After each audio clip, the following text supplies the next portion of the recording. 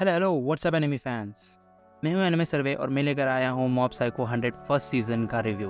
मुझे क्या अच्छा लगा, मुझे क्या पसंद नहीं आया और लोगों को क्या पसंद आया, सब देखेंगे इस वीडियो में। तो वीडियो को बिना स्किप करे और बिना फॉरवर्ड करे एंड तक देखते रहें ताकि आप एक भी डिटेल मिस ना कर सकें।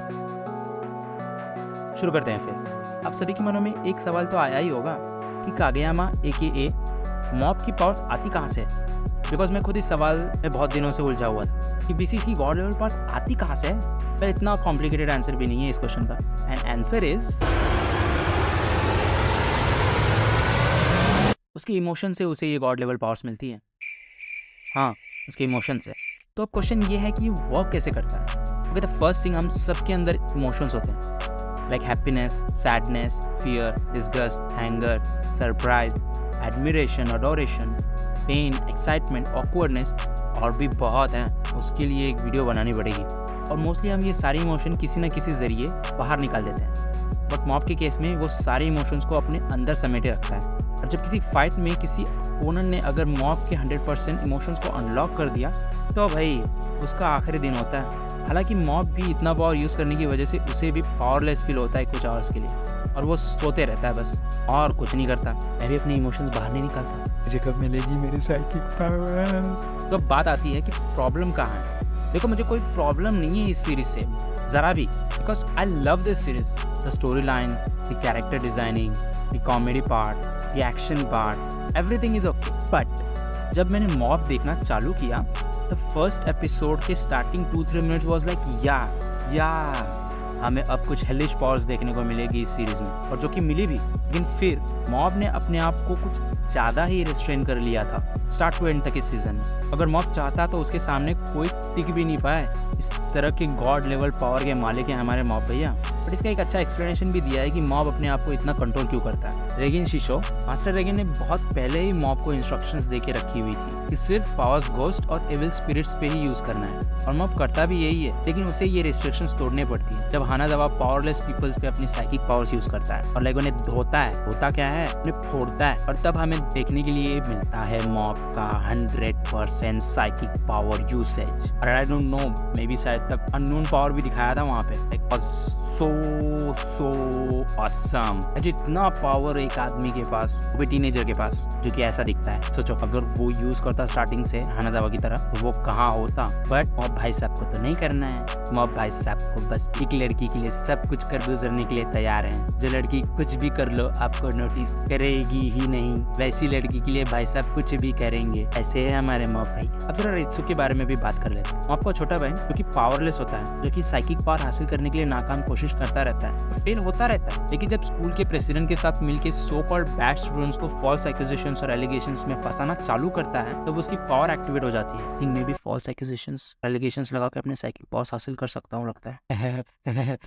आप लोगों को क्या लगता है, क्या ऐसे पावर्स मिलेंगी? कमेंट करके बताओ। और उसे गलत तरीके से यूज करने की कोशिश करता है अपने भाई पे, मॉब भैया पे। उसे पता चल जाता है कि मैं छोटा हूँ और हमारे भैया बड़े हैं। रित्सु को पावर डिफरेंस पता चल जाता है कि उसके अभी बाल आ रहे हैं और मॉब ने उन बालों को काटना भी चालू कर दिया है। समझ रहे हो? समझ रहे हो? समझ रहे हो ना?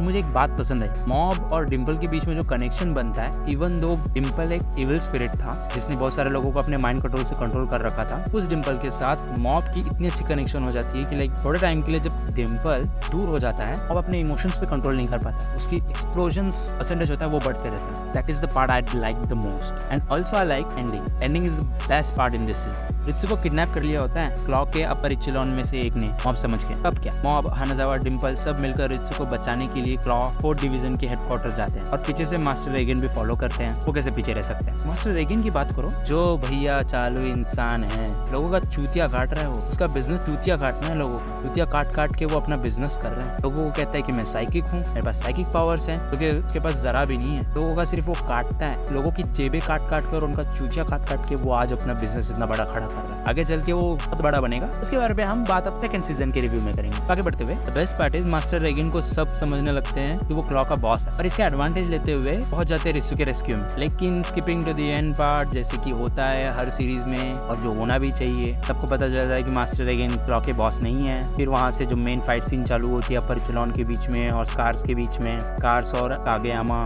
यानी मॉब के बीच में रित्सु के साथ। इसी दौरान हमें एक नया कैरेक्टर देखने को मिलता है जो कि सेम एज का होता है रित्सु या फिर मॉब के, और जो भाई उसने जो अपनी पावर्स दिखाई वो स्कार से भी पावरफुल था। उसने जो कंट्रोल किया सबको, उसने जो धोया है सबको, उसने जो ली है सबकी, पूछो मत। That was the great thing. इस सीजन में उसके बारे में कुछ ज्यादा जानकारी नहीं दी है। सीजन के लास्ट एपिसोड में ऐसा दिखाया है कि like is the son of the boss. आगे का सेकंड सीजन देखने पे पता चलेगा कि वो उसका रोल क्या है। फिर 4 डिवीजन लीडर के बीच कागेयामा, हानाजावा, डिम्पल, मास्टर रेगन सब फाइट कर रहे होते हैं। रिसु भी फाइट कर रहा होता है। रिसु लेकिन हालांकि हार चुका होता है। फिर जाके 4 डिवीजन का जो लीडर होता है वो मॉब को मजबूर कर रहा होता है कि वो उसका 100% पावर यूज करे, और हमारे मॉब भैया फुल तैयारी में होते हैं अपने 100% पावर को यूज करने में, क्योंकि वो अपना टेम्पर हो रहे होते हैं और उनका एक्सप्लोजन कभी भी होने वाला रहता है 100%। तभी मास्टर रेगन मॉब भैया को रियलिटी में लाते हैं, और फिर जो भैया MC मास्टर रेगन ने एक एक को पेला है, एक एक स्कार की जो ली है वो पूछो मत। मजा ही आ गया था लास्ट एपिसोड देख के। ऐसा लगता है कि मास्टर रेगन भी अपनी साइकिक पावर एक्टिवेट कर लिए होते हैं, लेकिन ऐसा नहीं होता है। अनइंटेंशनली जब मास्टर रेगन मॉब को रियलिटी में लाने के लिए कोशिश करते हैं और जब उसे हिट करते हैं तब मॉब मास्टर रेगन को अनइंटेंशनली पावर्स दे देता है। फिर जो कह रहे हैं वो तो सबको पता ही है। Basically master Regan is Usopp from One Piece. It's not like मुझे गॉड उसॉफ पसंद नहीं है। I am the big fan of God Usopp. कौन नहीं है गॉड उसॉफ का फैन? एग्जांपल देने की कोशिश की है मैंने बस। और ऐसे भी नहीं है कि मास्टर रेगन के पास कोई पावर्स नहीं है। रेगन किसी भी ह्यूमन को कन्विंस कर सकता है, बस उसे थोड़ा सा सॉल्ट और थोड़ी अपनी स्किल्स दिखाने का मौका मिल जाए। पर हाँ, तुम ना गार्ड डाउन कर दो, फिर जो तुम्हारी लेगा ना वो बस ले लेगा तुम्हारी। That is why is the most powerful character in mob psycho 100। And lastly बात करते हैं रेटिंग्स की। रोटन टोमेटोज ने इसे 87% फ्रेश बताया है। IMDb ने इसे 8.6 आउट ऑफ 10 दिया है। क्रंचीरोल ने इसे 4.8 आउट ऑफ 5 दिया है, और मैं इस सीजन को 8 आउट ऑफ 10 दूंगा। 1 पॉइंट डिडक्शन इसलिए कि मॉब को कुछ ज्यादा ही होल्ड करने के लिए दिखाया है इसमें। हालांकि किसी पार्ट पे ऐसा लग रहा था कि मॉब को फोर्सफुली यहाँ पे उसे यूज करनी चाहिए वो पावर, वहाँ पे भी इसे फोर्सफुली होल्ड करने के लिए उसने किया है। 1 पॉइंट इसलिए कि मुझे पावर्स नहीं मिली, इवन दो मैं भी एक्सप्रेस नहीं करता अपने इमोशंस।